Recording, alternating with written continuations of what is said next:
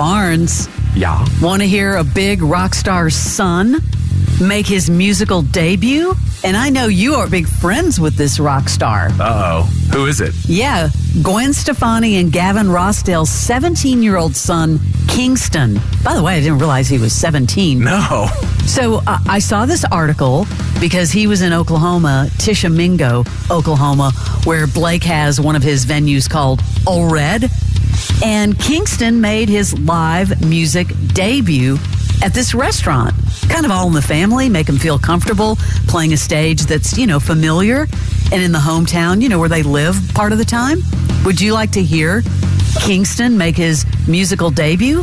Okay, I don't know where this is going, but by the fact that they took him to his bar and they were both there and they were talking it up, all I know is dude better be good. That's a lot of pressure. It is a lot of pressure. And plus your first time. I mean, most people, their first time on any stage. It's pretty awkward, right? Okay, let's play American Idol. Here comes the next, what's his name? What's your name? What is it? Kingston. All right. Kingston. Let's see, bro.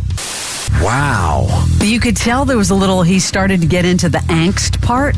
Did you feel that coming on, like the Gavin angst part of the show? The angst I felt was him not being able to carry a tune.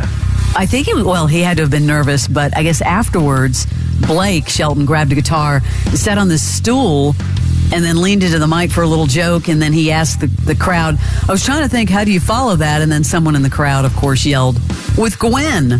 So listen to this. But I was thinking maybe I could do, something like this right here. And I can't even sing this song very good, but I'll try. There you go. Well, I was gonna say maybe it was the sound system that made Kingston not sound well, but there you go. I don't think it's that. That was happening Friday night in Tishomingo, Oklahoma at Ole Red. Damn. And if you've ever seen a photo of Kingston, he looks like a young Gavin. Does he? Really does. Yeah, he's got his dad's good looks. I feel like he may be too in the middle trying to sing, maybe influence from Gwen and from Dad. Maybe. He leaned a little more Gwen. Maybe he needs to lean a little more towards Gavin. Let's see how he develops. This news broke. The 75th Emmy Awards has a new date, January 15th on Fox, coinciding with Martin Luther King Jr. Day. It's going to be telecast live on Fox Coast to Coast from the Peacock Theater at LA Live, and will honor the performers, writers, directors, craftspeople whose work has contributed to programming throughout the past year. I guess I'm wondering, Barnes, if the strike is still on, will that move? Because it's moved once. Surely we're not going to go into next year. I mean, they just sat down with writers. They didn't strike a deal on Friday or whatever? Yes. But at least, they're trying. Yeah, they met, WGA met with Hollywood Studios Friday. I guess that was the first official conversation since the start of the strike, which I was surprised. Both parties met in sort of an exploratory meeting. No resolution, which, ugh. Yeah, if this goes into January, we're all screwed because you can forget TV. But if you want a tip, I'm telling you, if you watch Big Brother USA, I know you don't, Leslie, but it's your company, so be careful. I've just never been a Big Brother fan. I know. I'll let you watch it. Check out Big Brother Australia. It is so much better than the U.S., and I'll still watch the U.S., but I'm telling you... Wait, why is it better? Because anything flies? Because the house... No, it's not that. It's the house becomes a character. So the house is Big Brother, so when people want to go in the diary room, they're talking to the house. They're not talking to like a Julie Chen. They're talking to the house, and the house is very mysterious. And he says, Leslie, what are you going to do about the way he treated you? And then, I mean, it's got a whole cool thing going on. Way more production value, too. Paramore canceling the rest of their tour as Hayley Williams recovers from scary lung infection. Sorry for the chaos. On Paramore's Instagram post, quote, after my lung infection forced us to postpone 4 shows, I was hoping that, a week off of performing and a strict medicine routine would allow my body to heal enough to finish off this tour. But no, that is really sad for Hayley Williams. Wishing her well and a speedy recovery. So Barnes, a guy reading his dad's glowing review of the Barbie movie, has racked up 5 million views on TikTok. This is Dad's review? Yes, he's reading his dad's glowing review. This is so strange how things just sort of just explode on TikTok, but I have the audio for this. It's too good not to share. I think Barbie is going to change the world. We will think of life as BB, AB, before Barbie, after Barbie. Barbie is a superhero movie, but she is more powerful than Superman, Batman, Spider-Man, etc. She even takes down the greatest movie of all time, The Godfather, as a movie men feel compelled to mansplain to women. Here, Barbie is saying, step aside, Godfather. There is now something newer, bigger, and much more profound and important to talk about. I have not paid to see a movie twice since Star Wars. I'm already planning to go see Barbie again next week.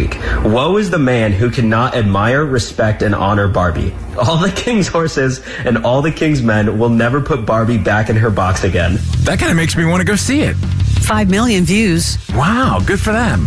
I know. I'll watch it when it comes out of the theater. I can't see dropping 20 to go in to see it. I'll watch it on whatever. It's going to be in streaming within minutes. We all know about the tragic wildfires in Maui. Mick Fleetwood sharing his heartfelt support for the community after losing his restaurant in the wildfires. He started his statement by writing, Maui and the Lahaina community have been my home for several decades. This is a devastating moment for Maui, and many are suffering unimaginable loss. He had this restaurant. A lot of people are talking about that, but he's really more talking about the community and his prayers and the disaster that is happening. It was called Fleetwood's on Front. I've seen it. I've been to Lahaina and I've stayed in Kanapali, and it blows my mind to think that place that I saw that was so beautiful is gone. It's tragic, and every single day I wake up and it's just, you wonder, how can I support it? I know there's different charities, so... You know who needs to chill? Some of the news people. I was watching, I forgot which news conference over the weekend, where these police chiefs and fire chiefs and all the people involved on the front line are so emotional. And these press people are just treating it like every other thing. They're fighting to get a question in, and they're fighting to get around to get footage. I agree. And the police chief said, you know what you're doing? You are stomping over people who have been melted. Stop immediately. You're trouncing. Get back. That was powerful hearing that. It's just so bad. I've been looking over at some concert news from over the weekend. Finally, not a story about somebody throwing something, at an artist on stage. This is a twist.